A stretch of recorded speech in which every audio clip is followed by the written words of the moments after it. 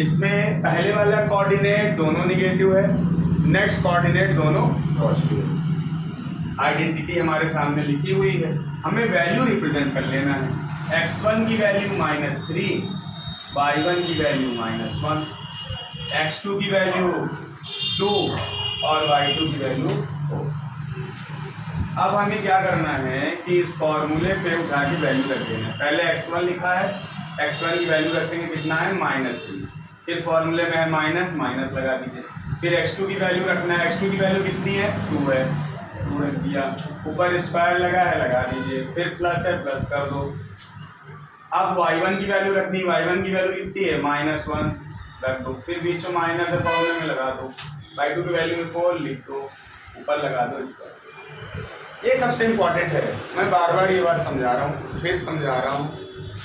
फॉर्मूले के बेस पे क्वेश्चन में जो वैल्यू दिया है उसे रिप्रेजेंट करना, रखना, यही सबसे इम्पोर्टेंट पॉइंट होता है। क्योंकि कोई क्वेश्चन ऐसा रहेगा जिसमें पहले कोऑर्डिनेट्स में माइनस दिए रहेगा, कोई क्वेश्चन ऐसा रहेगा जिसमें दूसरे कोऑर्डिनेट्स में माइनस दिया रहेगा।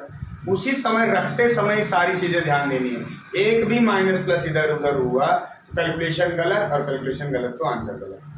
आना चाहिए 100 और आ रहा है 10, इस चीज़ का ध्यान देना जरूरी है। अब आते हैं आगे।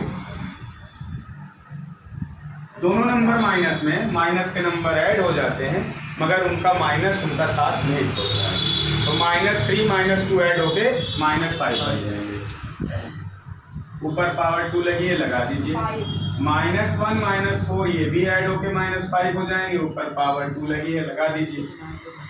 अब 5 का स्क्वायर 25 हो जाएगा, और माइनस पे भी स्क्वायर है तो माइनस माइनस प्लस हो जाएगा।